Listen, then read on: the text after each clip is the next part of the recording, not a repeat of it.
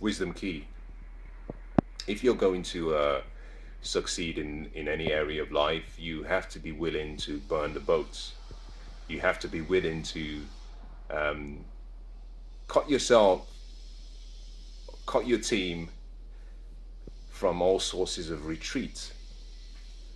Now, where do we know about this? Well, we know about this from Hernan Cortes, the Spanish explorer and soldier who in 1519 had a burning passion of taking over the Veracruz empire. And so what he did was he had a burning desire, almost a magnificent obsession about what he wanted, and almost a firmness in his vision of success, that he loaded all of his men into a boat and he sailed all the way to the enemy's territory. Upon arrival, while still at the shore, he gave an order that has stood the test of time in showing what true passion and what true focus is all about. He asked all of his men to be unloaded from the boats. Then he asked that all the equipment, all the fighting weaponry, all the food, everything that they needed for sustenance, everything in the boats to be unloaded from the boats. Then he gave an instruction. His instruction was very simple: burn the boats. And all of the boats that they arrived with were set on fire. Now, whilst the boats were burning, he stood up in front of his men and he gave a speech. It was very direct and very firm. He said, "Can you see all the boats going up in flames? That means that we have no other option of leaving this island alive. We either win or we die." And with that burning desire and with a level of inspiration he was able to transfer to his team and his soldiers and his warriors, they marched forward and they conquered the island. Now, they conquered the island for a number of reasons. Number one, they were very clear about what they wanted. Number two, they had a burning passion. Number three, they had nowhere else to go. In many cases and in so many areas of our life, we have our boats. We have a bridge that connects us to the other side. And unfortunately, because we know subconsciously that we have a place to retreat back to, that stops us from marching forward. And until you get to a point where you're happy to burn your proverbial boats or ships, until you're willing to burn the bridges, until you say to yourself there's no turning back because there's no back to go back to, you may never get to experience all of what life has given you. In so many cases, it's not really that it's something so radical like the Hernan Cortes's story. For some of us, is that we have the boats of our past success. We have the victories that we've achieved previously. We've been successful in a particular area, and then we become very complacent. We become almost mediocre because we always look back and say, this is what I did in the past. I find that sometimes when I'm around people who are much older than I am, very few of them are able to talk about their dreams of the future. Very few of them are able to talk about their visions for the future.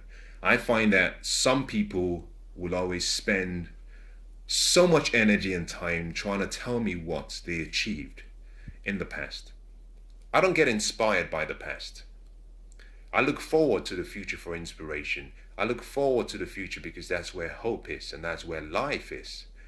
The past is the past. In many cases, your success of the past could be the biggest hindrance to you becoming who you were born to be, because you're holding on to your past, and wherever your focus goes, your energy moves in that direction. And if you keep looking back towards your past, then you cannot travel in the direction of your future. You cannot become who you were born to be. And so, one of the most important things you have to learn to do is not just simply burn your boats, it's also be willing to burn your past.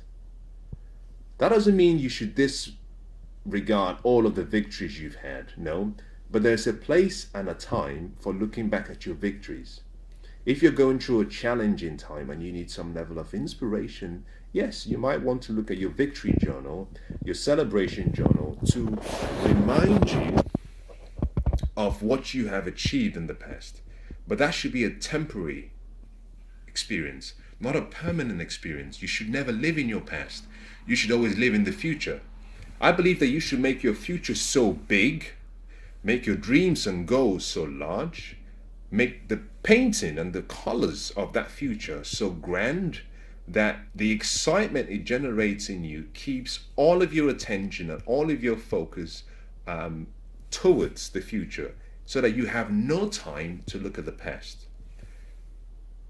To achieve the highest potential you have within you, you have to become a really skilled dreamer.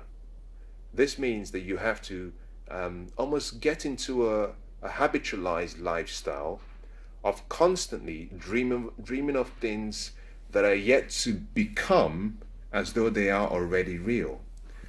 Think about this. Everyone that you know about who has made a difference in any walk of life was someone who had a passion for creating change, someone who had an obsession towards making something better, someone who wanted to challenge the status quo, someone who didn't simply want to accept that the best had come and that was all it was ever going to be. They had this passion that life continues to create, and the more that we can allow our imagination create, the more we can produce, discover, and become who we were born to be. To reach your potential, to allow the greatness in you to come out, you have to become a good dreamer. You must let go of your past, burn your bridges, and march towards the future. But be very specific, be very clear about what you want, because life will only give you what you deserve. Life doesn't give you what you want or what you need. Your burning desire has to be transferred beyond just being a feeling. It has to come down to it being a dream. Dreams have to be taken from, this almost a soft state in your imagination, and it has to be converted to goals. With the goals in written form, you have to give it a timeline. With the timeline combined with the goals, now you can come up with a plan and a strategy. With a strategy, you can achieve any dream. Hernan Cortez achieved his dream not because he simply decided halfway through the journey that they were going to burn the boats. I believe that he had made up his mind before the trip started. I believe that he had a strategy. I believe that he had a plan. I believe that that dream, he had thought about it a few times. He had documented it into written form. It became a goal. He had given himself a timeline to say, this is when we have to sail. This is how long we think we're going to fight when we get there. And by this date, I think we'll succeed. Then he had a plan. Then he had a strategy. And I believe that when he burned his boats and he spoke to his men, I believe he shared some of that strategy and that plan with the rest of the team to say to them, we can do this, because if we follow the plan I have, we'll succeed. The point is, you have to have a plan, but you have to walk your plan.